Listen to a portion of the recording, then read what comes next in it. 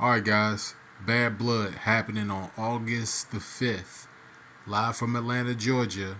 This is the preview and prediction video. In this video, I will go over the match card as of Monday, September the 30th. If anything is added during the week, it won't be in this video. Let's get straight into it. I'm going to ask y'all to like and subscribe before this video get too long. This match card is in no particular order, by the way. You've got CM Punk versus McIntyre inside of Hell in a Cell. I thought that this event was going to be Hell in a Cell. That's what I thought it was going to be, but apparently not.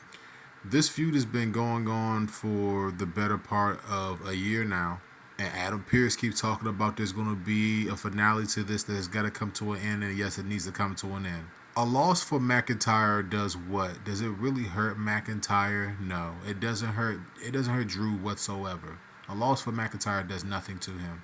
I'm expecting for CM Punk to win this match, and the reason why I'm expecting for him to win this match is because they made a really big deal about him coming back at Survivor Series. Survivor Series is coming up very, very quick. It will be the 1 year anniversary of him coming back. And I think by them putting him over Drew, and then Drew just kind of being off TV until Royal Rumble, or maybe a little bit after that, it could be a good thing for Drew. It could be a good thing for Punk. When they say that this feud is going to come to an end, that doesn't necessarily mean that it's going to come to an end. This feud could eventually be over a championship again at some point. Don't rule it out with the WWE. They could have Punk beat Gunther at a WrestleMania, and then they could start this feud all over again. It can happen. But my pick is Punk winning. They didn't bring Punk back to lose to Drew. It's not, that's not happening here, okay? If this feud is really over like people think that it is, there's no way in the world that Punk is going to lose this feud, okay? It's CM Punk, bet the house on it, damn near. Ooh, these two right here are just so spicy, so hot.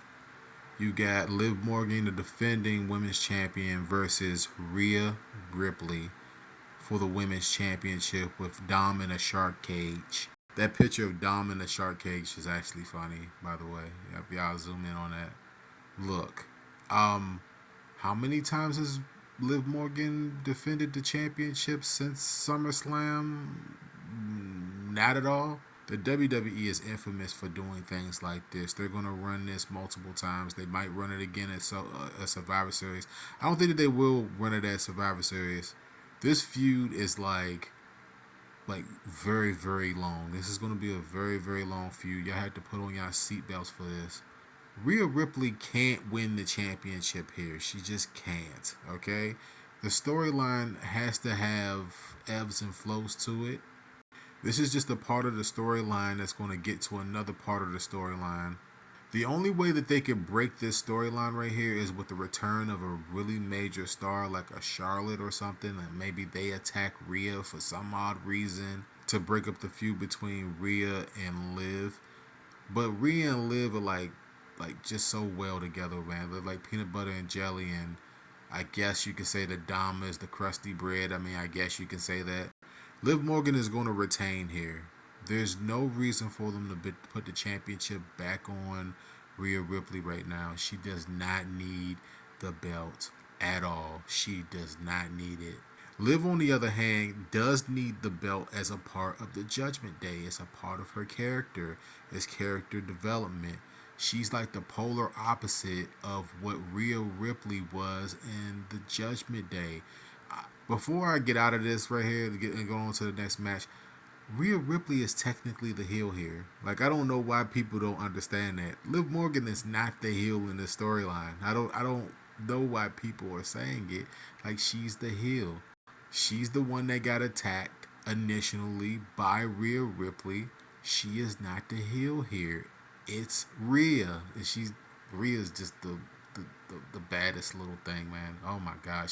She looks really. Look, both of these girls look amazing without makeup. I just wanted to make sure I said that. Liv is going to retain. Let me make sure I say that again. A grudge match between Finn Balor and Damian Priest is next up. Man, Damian Priest has come a long way, man. I mean, his story is really great. And Balor is like, I mean, Balor alone can carry this company. I don't think that people really understand how great Finn Balor is. He could carry this company if they needed him to carry it. He could carry this company.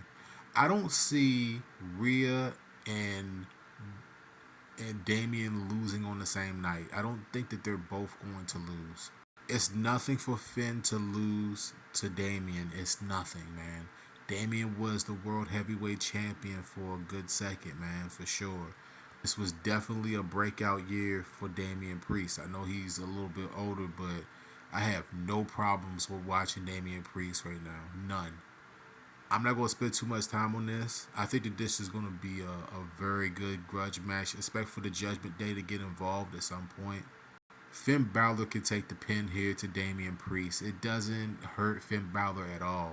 And that's what I expect to happen. I expect for Priest to win this match. Nia Jax versus Bayley at Bad Blood. Let me make sure I say this real quick. There's certain dynamics of both of these two women and their characters on Friday Night SmackDown that like it bores me to a specific degree, but it also intrigues me when you really sit there and you think about it.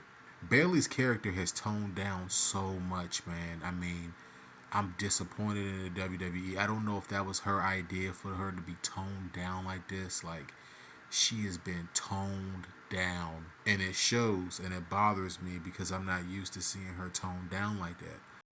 And then with Nia Jax, it's like, I mean, eventually they had to put the championship on her. She was the queen of the ring. I mean, like, it just makes sense for her to be the champion. I think that Tiffany Stratton probably is going to threaten to cash in this match. If Tiffany Stratton ends up cashing in, would you be shocked or surprised? I don't think that they're going to do that here. I think that they're going to save it for down the line. They're building up some tension between Tiffany Stratton and Nia Jax. That needs to boil up. They need to boil that. They don't need to expose that or let that cat out the bag yet. They need to let that boil up. And Bayley's just kind of a casualty along the way. She does not need the championship. She's just another person that don't need no belt. I expect for Nia Jax to retain, but I want y'all to really watch out for what Tiffany Stratton does. It's very unpredictable here. They're not. I don't think they're going to pull the trigger on her cashing in on Nia Jax yet. It's going to happen. Eventually, it's going to happen, but I don't think it's going to happen here. I think that they'll threaten it. I think that they'll definitely threaten it. But I think that Nia Jax is going to retain. You got Cody and Roman Reigns versus Jacob Fatu and Sikoa, the Bloodline, in the main event of Bad Blood. I think that the Hell in a Cell match between CM Punk and McIntyre should main event this show. I really do. But if Roman's on the show, he's going to be in the main event. So it is what it is. It's going to be. It is what it is. I'm going to tell you like this. I'm going to tell you real quick. I ain't going to beat around the bush. Jacob Fatu and Solo Sikoa should win this match. They should win this match. I think that they will win this match. The reason why I think that they will is because if Cody and Roman beat the Bloodline, they beat these two guys, like, what next? Like, they have to have some type of fuel for War Games, you would think, right? Like, War Games has to be in the back of these guys' minds, right? So how do you get to War Games? Well, Solo. Somebody's got to take the pin here. Somebody's got to take the pin. Cody's already been pinned by Solo. They could do that again. They could have Jacob Fatu pin Cody. Like, Cody can be pinned here. I don't know. I don't think that Roman will be pinned here. You know, I think that everybody in this match is going to look strong after it's over, regardless of what the result may be. You could probably expect for the other portion of the bloodline to get involved in this. Tungaloa getting involved and everything like that, and then Randy Orton and maybe Kevin Owens reluctantly gets involved maybe here. Ultimately, I think that the result of this match doesn't matter, but if you're forcing me, I mean, that's what the whole purpose of the video is to predict it. I think that this match is like a prelude to what War Games is going to be. It's a prelude. But I'm expecting for the Bloodline to win here and then lose at Survivor Series. That's what I expect. So let me know what you guys feel down below. Now, let me know how you guys feel about Bad Blood coming back. Bad Blood is back, y'all. It should this pay per view should have been called Hell in a Cell. They should have just did Hell in a Cell. I'm gonna let y'all know right now.